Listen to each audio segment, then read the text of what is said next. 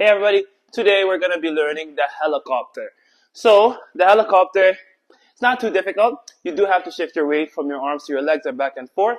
So, the base of a helicopter is down, all the way down. You're on your toes a little bit. You're not flat.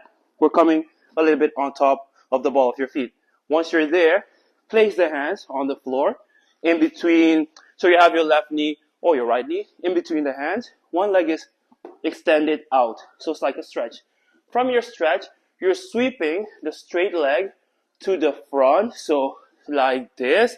Bring the arm over, keep bringing the leg over, and you're hopping over with the back leg to come back here.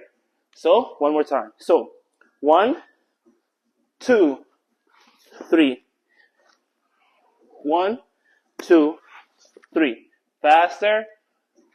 1, 2, 3. And that is your helicopter.